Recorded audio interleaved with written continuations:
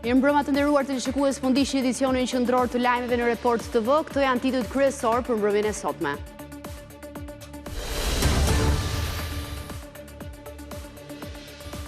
Socialistët miratuan me 74 vota pro huan $302 milion nga SBA-t. Report TV zbardh përmbajtjen e marrëveshjes. Shqipëria pritet të blejë pajisje dhe sisteme luftarake amerikane. Shlyerja e kredisë për 12 vite me një interes mes 4 deri në 5%. Pro marrëveshjes, PD bojkotoi seancën duke konsideruar antikushtetues kalimin me procedurë të përshpejtuar. Agron Shea i vjedh dokumentin sekret në zyrat e kuvendit e largohet me vrap. Në protestën e 4 para kuvendit, plani për të goditur me vezë deputetët në nisje të seancës dështoi. Të rrethuar me forca policie, protestuesit sulmuan uniformat blu.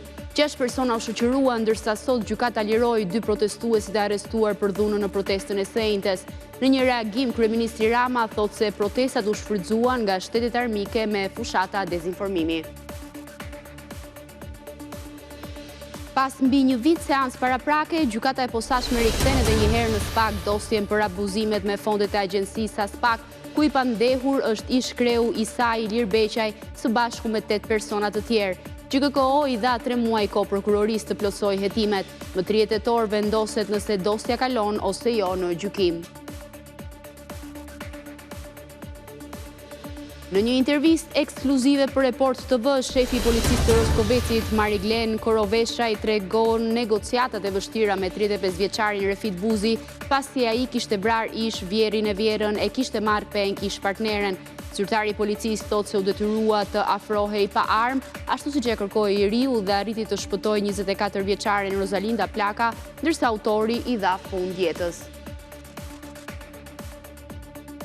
Qeveria shpërblen me një pagë shtesë të gjithë persona që angazhohen në operacionet për përballimin e zjarreve. Me valën e të nxehtit që shton rrezikun për përhapjen e flakëve, emergjencat kanë në dispozicion 4 helikopter për operacionet, ndërsa në fund të vitit do vinë 3 avion.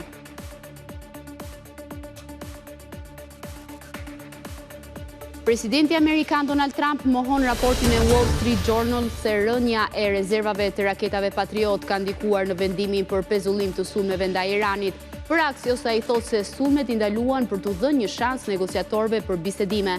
Trump thekson se nëse diplomacia dështon, SBA-t janë gati për veprime të forta ushtarake.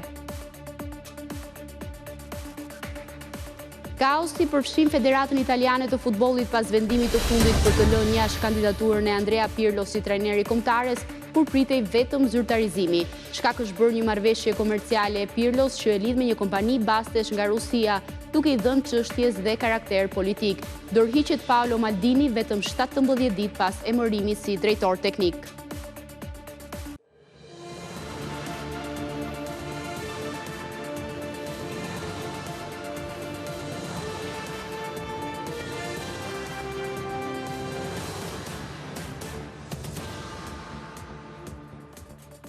Marrëveshje mes Shqipërisë dhe Shteteve të Bashkuara të Amerikës për financim rreth $302 milion për ushtrinë shqiptare është miratuar me urgjencë në kuvend. Mes kundërshtimeve të ashpra të PD, socialistët e futën në rend dite dhe miratuan me 74 vota. Demokratët, edhe pse thanë se ishin parimisht pro, bojkotuan seancën dhe deklaruan se do ta çojnë paktin në kushtetuese, pasi sipas tyre kjo është mënyra e duhur për të vepruar.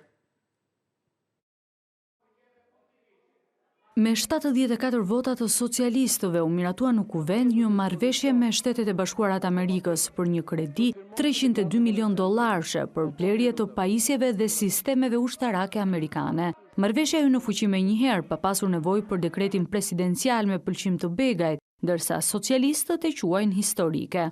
Kjo është një marrëveshje historike për Shqipërinë.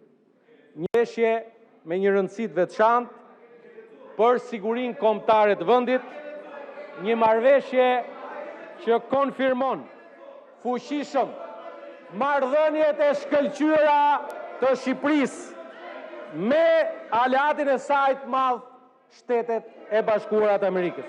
Është një dëshmi konkrete e besimit të Shteteve të Bashkuara që kanë ndaj Shqipërisë. Pakti me SBA-t u miratua me sallën gjysmë bosh për shkak të bojkotit të opozitës, edhe pse thanë se ishin parimisht dakord me marrëveshjen, Partia Demokratike kundërshtoi ashpër procedurën e përshpejtuar që po ndiqej për miratimin e ligjit. Dhe ju kam propozuar që sot Kuvendi të miratoj shqyrtimin me procedurë të përshpejtuar, komisionet përgjegjëse të marrin kohë të martën dhe të mërkurën për të shqyrtuar marrëveshjen dhe të premten të mblidhemi për të votuar të gjithë bashku. Me çfarë ndërgjegje do të votoni ju pa lexuar, pa ju avënë në dispozicion aktet? Procedurë dhe miratim të ligjeve në kundërshtim me kushtetutën ne nuk pranojmë kurrë. Ky ligj do të rrëzohet si antikushtetues nga gjykata kushtetuese. Don me çdo kusht ta kalojmë me procedurë jo kushtetuese. Ne nuk votojmë në procedura antikushtetuese në mënyrë absolute.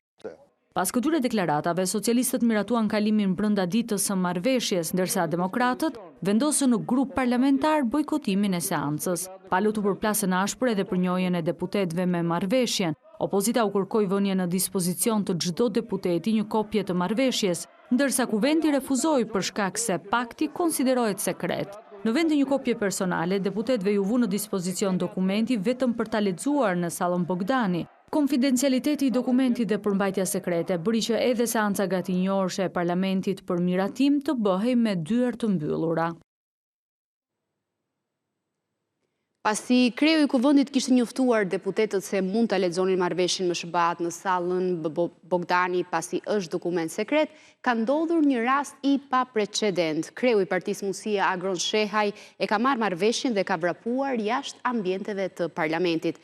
Pas ngjarjes, socialistët kërkojnë përjashtimin 60 ditë dhe referim në SPAK për Shehajin. Ndjekim kronikën.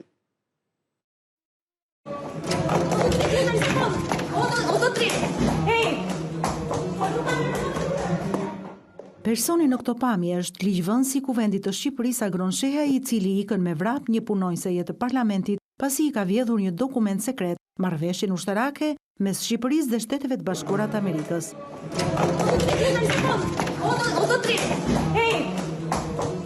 Marrëveshja kredis $302 milion duhet të lexohej nga deputetët brenda ambienteve të Kuvendit, pasi të firmosnin deklaratën e konfidencialitetit, por drejtuesi i Partisë Mundësia Agron Shehaj e ka marrë me vete kopjen e vetme, edhe pse këshilltarja e Kuvendit insistonte se po shkelte ligjin. Vetë Shehaj pretendoi se dokumenti takonte atij. Sepse më takonte. Marrëveshjen e dorëzova prapë në Kuvend aty ku isha, nuk ka dalë kurrë marrëveshje nga Kuvendi i Shqipërisë. Por pavarësisht se deputeti thotë që ja ktheu dokumentin Kuvendit, Partia Socialiste kërkon dëshkim shembullor për kreun e Mundësia. Grupi parlamentar socialist ka kërkuar përjashtimin me 60 ditë nga Kuvendi të Shehajt për veprime të rënda dhe të përsërituara, që këtë herë rrezikuan edhe sigurinë e punonjësës së parlamentit. Këshilltarja e ndoqi deputetin dhe në përpjekje për ta ndaluar dhe të rimarrë dokumentin, u rrëzua nga shkallët dhe psoi lëndime të rënda, siç vërtetohet edhe nga pamjet video bashkangjitur kësaj kërkese. Pamje të cilat dëshmojnë se jo vetëm rrëmbeu dokumentin konfidencial, por deputeti Shehaj nuk mori as mundimin të kthehej pas për ta ndihmuar këshilltaren e dëmtuar nga rrëzimi në përshkallë. Deputeti Agron Shehaj, me sjelljet e tij të përsëritura të dhunshme dhe agresive, ka vënë në rrezik këshilltaren e cila është gjendur e pambrojtur përballë kësaj sjellje të dhunshme dhe të papranueshme. Por jo vetëm përjashtim, socialistët thonë se sjellja e deputetit duke marrë me forcë dhe duke nxjerrë jashtë sallës dokumentin e klasifikuar sekret përbën shkelje të rëndë të legjislacionit dhe për këtë duhet të paditet në SPAK. Prokuroria e posaçme duhet të hetojë sipas tyre Shehajin për 5 vepra penale, si përvetësimi i paligjshëm i informacionit të klasifikuar, vjedhje, grabitje, pengimi i detyrës së funksionarit dhe cënim i sigurisë kombëtare. Më herët vetë shefi i grupit parlamentar socialist Tauland Balla deklaroi se Agron Shehaj duhej arrestuar në flagrancë. Kryeministri Edi Rama ka reaguar pas veprimit të sotëm të deputetit Agron Shehaj, i cili vodhi sot në Kuvend dokumentin sekret për marrëveshjen Shqipëri-SBA. Ky tipi që vjedh një dokument të klasifikuar dhe ja fut vrapit është një ballistë që ngre dhe ul hajdut kë i del përpara, por siç e shihni, sot tentoi të ikte me vrap njësoj si ballistët pasi hynin në kotec për të grabitur pula, duke na dëshmuar botërisht se vesi del me shpirtin, shprehet kryeministri Rama. Kritikat ja drejtoi Shehajt edhe për sjelljen e paprecedente e këshilltares së Kuvendit, të cilës nuk i ofroi ndihmë pasi u rrëzua shkallëve në përpjekje për t'i rimarrë dokumentin. Uroj, po nuk shpresoj që prokuroria t'i tregoj vendin e përcaktuar nga ligji për grabitësit e dokumentave të klasifikuar kësajsore vjedhacake të mbushur me urrejtje, ndërkohë që i shpreh keqardhje vajzës së pafajshme duke falenderuar Zotin që shpëtoi pa dëme serioze nga rëndja në panik pas hajdutit, shkruan kryeministri Rama.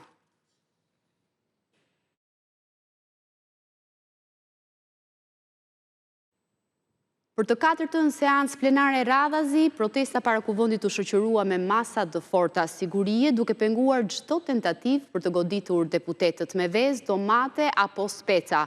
Përplasjet u zhvendosën me policin, ku pati hedhje vezësh ndaj uniformave blu, 6 persona u shoqëruan dhe një protestues u dërgua me ambulancë pas përdorimit të sprajt me piper. Seanca plenare këtë të hënë solli për të katërtën herë protestën e flamingove përpara kuvendit, me synim goditjen e deputetëve me vezë, domate e speca. Grupi me numra modest u mblodh në sheshin Skënderbej rreth orës 9, pas një marshimi të shkurtër, u zhvendos në rrugën George W. Bush në fillim të pedonales me synim kapjen e deputetëve duke hyrë nga Akademia e Shkencave.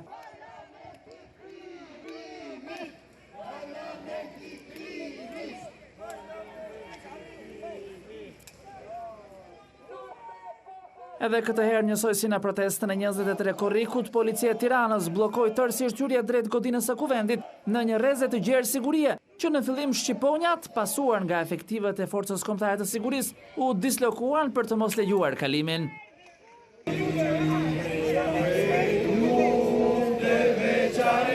Njëjtë masat ishin edhe në anën e rrugës Elbasanit, pranë xhamisë Namazgjaz dhe në fillim të pedonales te Ministria e Brendshme.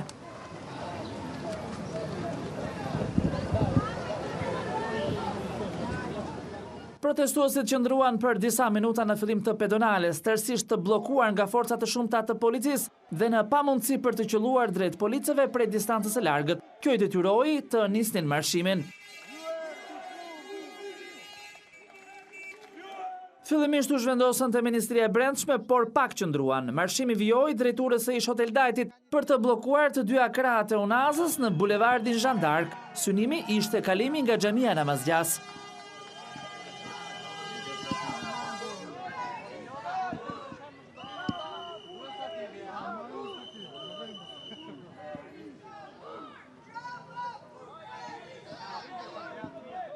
Nga aty pak para orës 10, kur niste edhe seanca plenare, deputetët po hynin një nga një, dikush në këmbë me makinë personale ose të tjerë me taksi. Megjithatë të sigurt, këtë herë askush nuk u prek nga vezët, domatet dhe specat.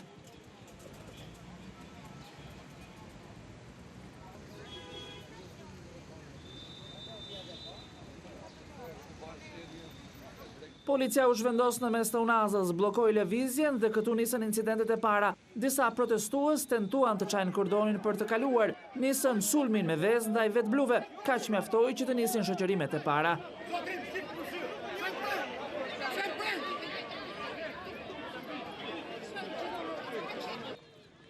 Pak qaste më vonë, kur mes protestuesve ndjehej një acarim për shkak të reagimit të bluve, u shoqërua Arben Kola, një për emrave më aktiv të protestës, i cili u lirua pak orë më vonë.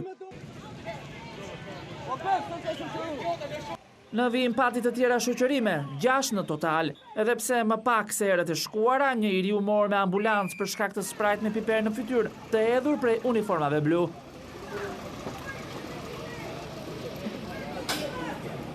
Pas këtyre incidenteve, policia u tërhoq dhe protestuesit qëndruan për disa minuta të qetë në fillim të rrugës George W. Bush, vetëm me thirrje.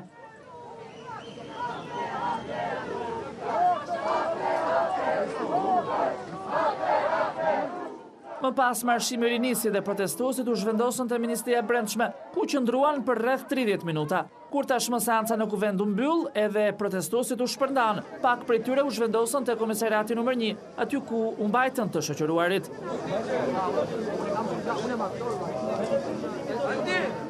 Ndërkohë, gjykata e Tiranës liroi këtë të hënë 2 protestuesit arrestuar për aktet e dhunës në protestën e së njëjtës. Artemida Islamajt dhe Orion Peçit nuk u lejohet dalja jashtë shtetit. Islamaj sillte kapsollë të protestuesit e tjerë, ndërsa Peçi dyshohet se dëmtoi efektivin e shqiponjave me kapsoll, të cilin fillimisht e futi në një shishe plastike dhe e hodhi.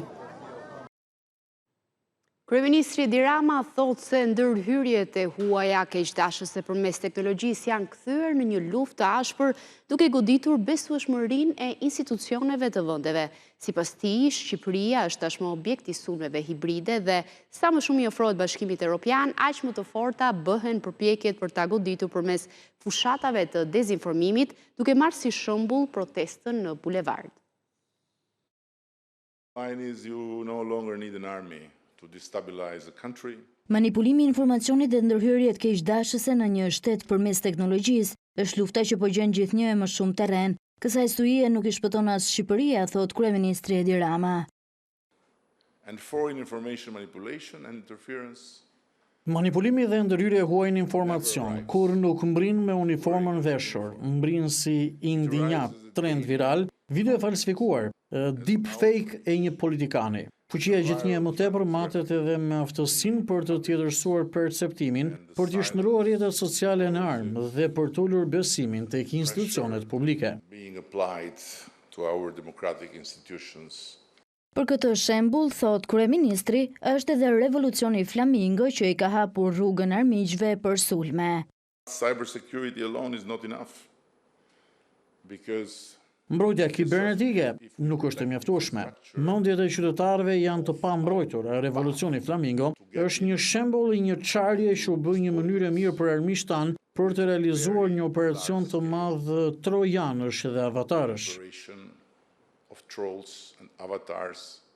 Sulmet kibernetike dhe fushatat dezinformuese ashpërsohen, thot kryeministri, sa më shumë Shqipëria t'i afrohet Bashkimit Evropian. Sa më afër shkon një vend drejt Bashkimit Evropian, aq më shumë rreken aktorët e huaj për të hyrë tinëzisht dhe për të sulmuar. Ne jemi në pararoj dhe kemi përjetuar sulme hibride dhe fushata të orientuara dezinformimi dhe duhet të mësojmë shpejt prej tyre. Kryeministri Rama mori pjesë në konferencën përballje me manipulimin e informacionit dhe ndërhyrjen e huaj, Shqipëria dhe konteksti i zgjerimit, ku përfaqësues të institucioneve europiane, vendet aleate, institucionet shqiptare, të medias dhe sektorit teknologjisë diskutuan mbi sfidat që paraqet dezinformimi dhe ndërhyrjet e huaja për demokracinë dhe sigurinë europiane. Dhe pasi dështuan që të realizohen objektivin e tyre për të qelluar me vezë, domate dhe me speca deputetët para ditën e sotme gjatë kohës që mbahej seanca në Kuvend, kanë vijuar rutinën e tyre protestuesi, duke u mbledhur këtë mbrëmje për të 58-ën ditë me radhë përpara kryeministrisë. Në këto çaste shohim pamje të drejt për drejta ekskluzive që sjell Report TV.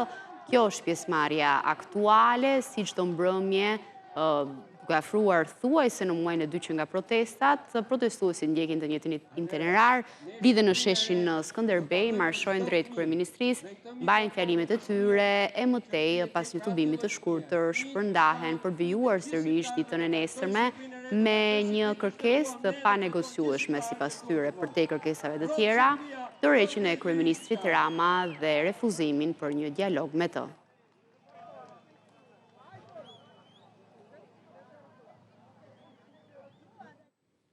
Brenda kësaj jave, Kuvendi mund të rimblidhet përsëri në seancë plenare për të shqyrtuar dhe votuar reformën territoriale. Kreu i grupit parlamentar të Partisë Socialiste Taulant Balla e la të hapur mundësinë që reformat kaloj vetëm me votat e mazhorancës brenda muajit korrik. PS dhe PD prishën pas shumë muajsh konsensusin për një hartë të re territoriale. Ndjekim kronikën.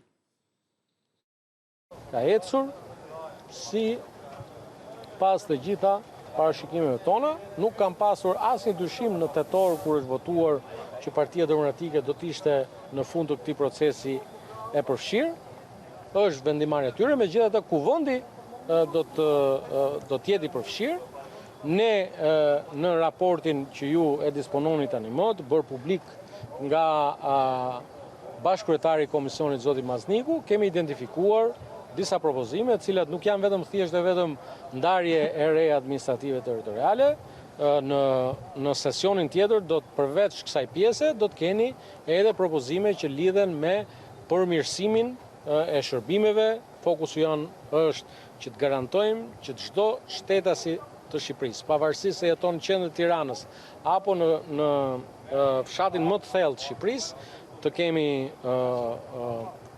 infrastrukturë arsimore të mirë, infrastrukturë shëndetësore të mirë, infrastrukturë rrugore të mirë.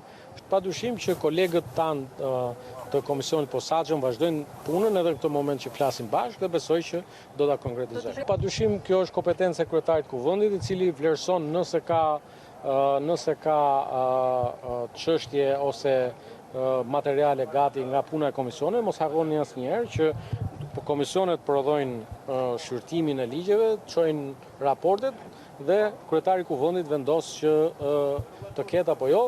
E vërteta është që ky sesion mbyllet të premten.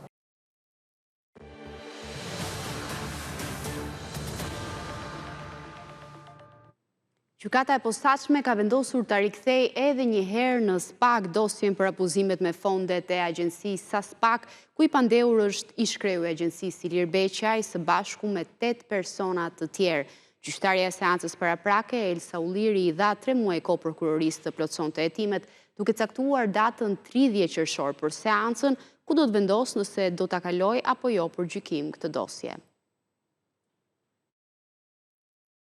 Pas më shumë se një viti seancash paraprake, gjykata e posaçme vendosi këtë të hënë të rrëzoj kërkesën e prokurorisë për kalim për gjykim të dosjes SASPAK. Gjyqtarja Elsa Ulliri ja riktheu SPAK-ut për plotësim hetimesh dosjen ndaj ish-drejtorit të agjencisë SPAK Ilir Beqaj, si dhe ndaj të gjithë të akuzuarve të tjerë për këtë dosje. Të vetmit që mbahen në arrest me burg janë Ilir Beqaj dhe Ermal Kërtulaj. Prokuroria Elida Kaçkini ka tashmë afat deri më 30 tetor për të plotësuar hetimet e munguara.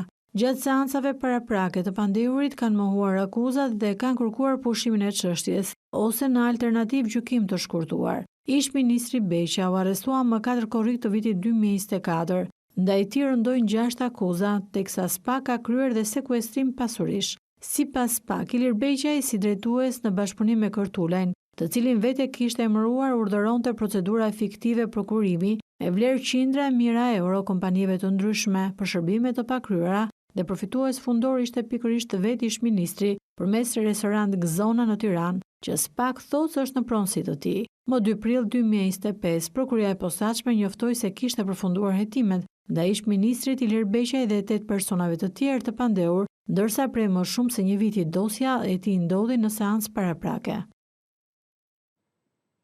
Për herë të parë, shefi i stacionit të policisë Roskovec, Mariglen Koroveshaj, rrëfen për Report TV momentet dramatike të negociatave me 35 vjeçarin Refit Buzi, i cili pasi vrau ish vjehrit në fshatin Vidisht, mbajti peng ish të fejuarën e tij Rosalinda Plaka. Për rreth 2 orë ai negocioi me autorin deri në lirimin e saj. Ndjekim kronikën. Në 12 vite e karrierë, tragjedia e Roskovecit ka qenë më e vështira për oficerin e policisë Mariglen Koroveshaj, me detyrë shefi stacionit të policisë. Mëngjesin e 21 korrikut, sapo mori njoftimin, u vendos në ndjekje të Refit Buzit, i cili kishte marrë peng, ishte fejuarën pas kasapanës në banesën e saj. Ka kërkuar që unë personalisht të afrohem në vendin ku ai ndodhej së bashku me pengun. Autori vendosi një kusht, shefi policisë të afrohej i vetëm dhe pa armë. Më ka kërkuar që të më shikonte nëse isha i armatosur apo jo. Përsëri e kam zbatuar kërkesën e tij, se në ato momente duhet të bënim pothuajse çdo gjë që ai mos të acarojë apo mos të agravojë më tepër. Koroveshaj tregon se ju afrua 2 metra automjetit, ndërsa operacioni monitorohej nga Renea. Në moment që jam afruar atë distancë, më ka thënë mos bëj asnjë lëvizje më të afrohesh pasi do vras veten. Më pas jam tërhequr, kam vazhduar negociatat me autorin derisa është bërë e mundur që autori të lironte pengun. 24 vjeçarja ishte në gjendje të rënduar psikologjike dhe fizike, ndaj shefi policisë e mori në krah derisa e nxori nga zona e rrezikut.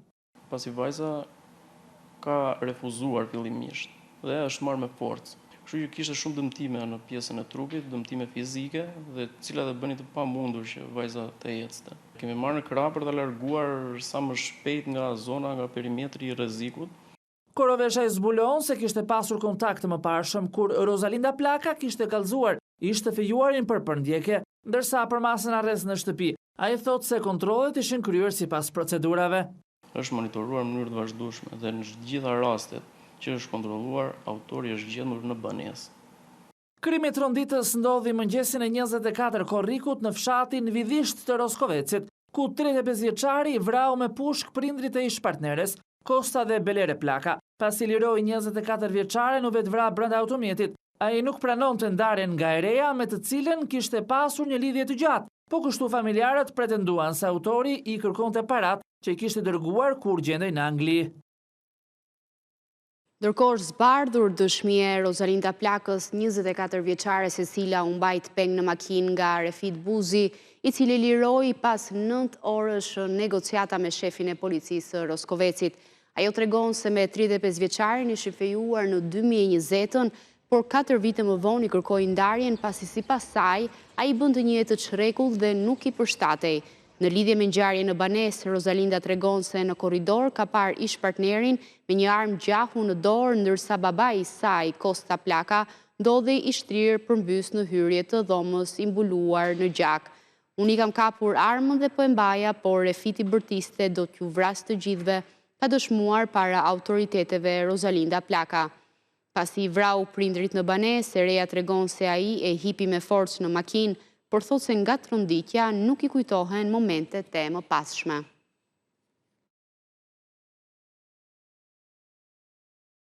Shkëndanimi të tjera informacione, Shqipëria po përballet me një verë me temperatura të larta dhe rrezik të shtuar për zjarret, ndërsa kryeministri Rama thot se ka forcuar kapacitetet e reagimit me helikopter. Autoritetet paralajmërojnë dëshkime deri në 15 vite burg për zjarrvënësit, ndërsa bëjnë me dije se që nga 1 qershor janë regjistruar 22 vatra zjarri dhe mbi 1000 efektiv janë angazhuar në operacionet e shuarjes.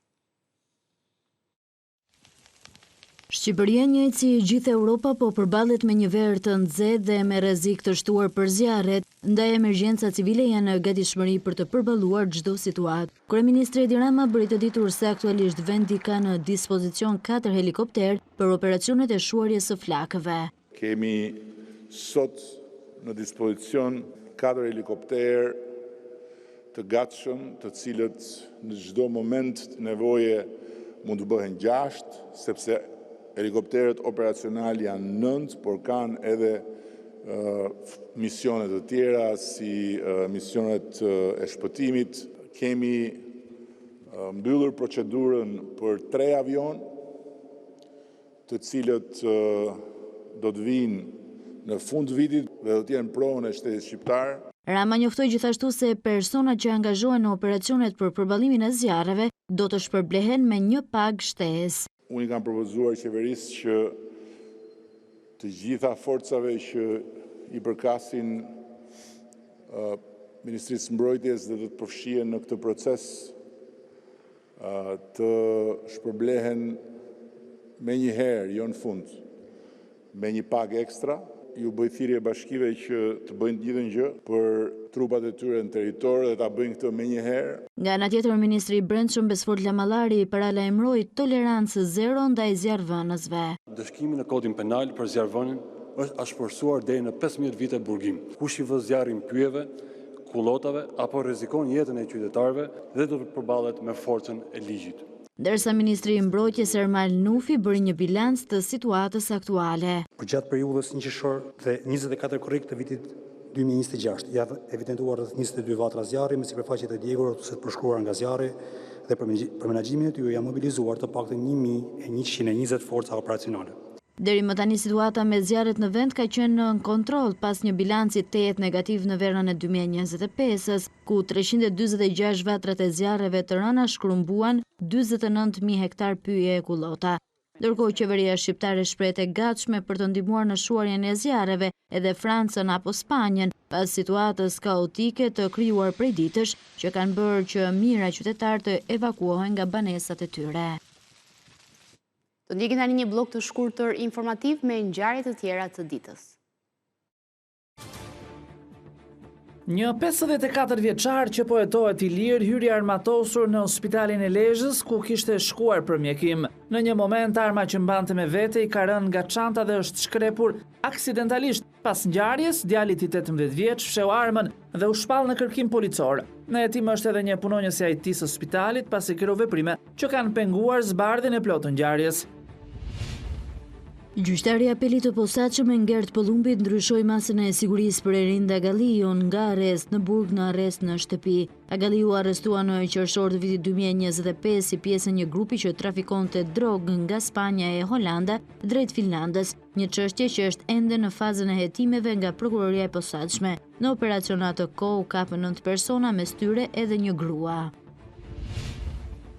Policia kufitare e Vlorës gjobiti me 10.000 lekë drejtuesin nga Tirana të një jet ski që po bënte manovra në gjirin e livadit duke rrezikuar pushuesit. Gjatë kontrollit rezultoi se ai nuk zotëronte dokumentacion të nevojshëm dhe veç gjobës ju bllokua edhe mjeti lundrues. Banorët e fshatit Zvezd në bashkinë Malish protestuan për mungesën e ujit të pijshëm, pavarësisht disa investimeve të kryera në rrjetin e ujësjellës, sipas të cilëve janë realizuar me cilësi të dobët. Banorët thanë se janë të gatshëm të financojnë vetë hapjen e puseve, duke kërkuar që në këtë rast të mos paguajnë tarifën e furnizimit me ujë. Reqet e shiut shkaktuan disa probleme në rrugët rurale në Kukës, ndërsa në akset nacionale nuk pati asnjë situatë dhe qarkullimi vijon normalisht. Në bashkinë e Hasit u dëmtuan rrugët në fshatrat e njësisë Golaj. Në disa segmente ka pasur rënje gurësh, por ndërhyn kompanitë mirëmbajtëse për largimin e tyre. Policia rrugore e Dibrës identifikoi disa shkelje të drejtuesve të mjeteve, disa parakalime në vije të pandërprera, të cilat u zbuluan nga monitorimi me dron. Nga një korriku deri më 26 korrik policia njofton se vuri në hetim 8 shofer, ndërsa u ndëshkuan me gjoba 1858 drejtues automjetesh. Shqipëria dhe Kroacia mbrojtën marrëveshjen e bashkëpunimit ushtarak Shqipëri-Kosovë-Kroaci duke theksuar se ajo synon paqen dhe stabilitetin në rajon. Reagimi ndaj deklaratave ekstreme të përsëritura nga ana e Serbisë erdhi në përfundim të takimit në Tiranë mes ministrave të jashtëm të të dy vendeve. Në fokus të bisedimeve ishin integrimi evropian i Shqipërisë dhe zgjerimi i bashkëpunimit ekonomik. Vetëm 2 ditë pas deklaratave të presidentit serb Aleksandar Vučić, që e ka parë me shqetësim bashkëpunimin trepalësh ushtarak mes Shqipërisë, Kosovës dhe Kroacisë, duke paralajmëruar se vendi duhet të jeti përgatitur për çdo mundësi, Tirana dhe Zagrebi dolën në mbrojtje të kësaj nisme. Ministri për Evropën dhe punët e jashtme Ferit Hoxha, gjatë konferencës së përbashkët me homologun kroat, theksoi se partneriteti është një bashkëpunim mes aleateve të NATO-s, është formuar për të garantuar stabilitetin dhe sigurinë e rajon, e jo kundër ndonjë shteti. Koordinim 2 palësh, 3 palësh apo më shumë nuk duhet të shqetësoj askënd e as të përdoret nga askush në rajon apo jashtë për të justifikuar militarizimin e vendit e të shoqërisë, e aq më pak për të ofruar zjarreve të rrezikshme të luftrave dhe për të kthyer thirrjet arkaike përfitore e përkatësi territoriale. Kushdo që vendron një kthim pas në histori duhet të kuptojë që në të vërtetë ka mbetur vetë pas në kohë dhe në mendësi. Hoxha foli edhe për procesin e integrimit evropian, duke ritheksuar angazhimin e qeverisë për të përmbyllur negociata teknike me Bashkimin Evropian brenda vitit 2027. Qeveria shqiptare vazhdon të punojë me përkushtim e angazhim të dorës së parë për të përmbushur të gjitha detyrimet, që në fakt janë angazhimet tonat, se reformat e kërkuara me qëllim realizimin e objektivit që kemi vënë vetes për të përmbyllur procesin teknik të negocimit brenda vitit 2027, për të bërë të mundur që Shqipëria të antarësohet në përputhje me ambicien tonë, në përputhje me planin e punës në Bashkimin Evropian brenda kësaj dekade. Nga ana e tij, ministri i jashtëm kroat vlerësoi progresin e Shqipërisë në rrugën drejt BE-s, duke cilësuar atë një nga vendet kandidate që po avancon me ritmin më të shpejtë. Përveç çështjeve politike dhe të sigurisë, 2 ministra diskutuan edhe për zgjerimin e bashkëpunimit ekonomik. Ata ranë dakord të intensifikojnë investimet dhe projektet e përbashkëta në energji, turizëm dhe infrastrukturë, ndërsa në tetor Tirana do të presë sesionin e 6 të Komisionit të Përbashkët të Bashkëpunimit Ekonomik mes 2 vendeve.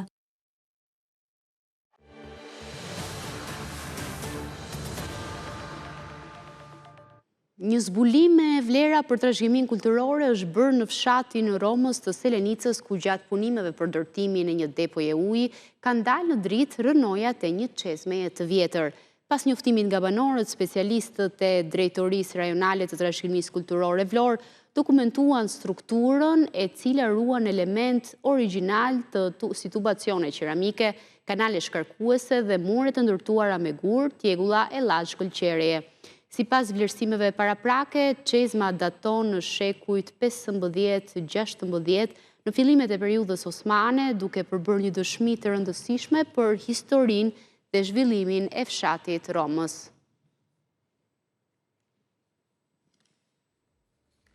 Kemi bërritur në fund të këtij edicioni informativ. Faleminderit për vëmendje, bashkë mirupafshim.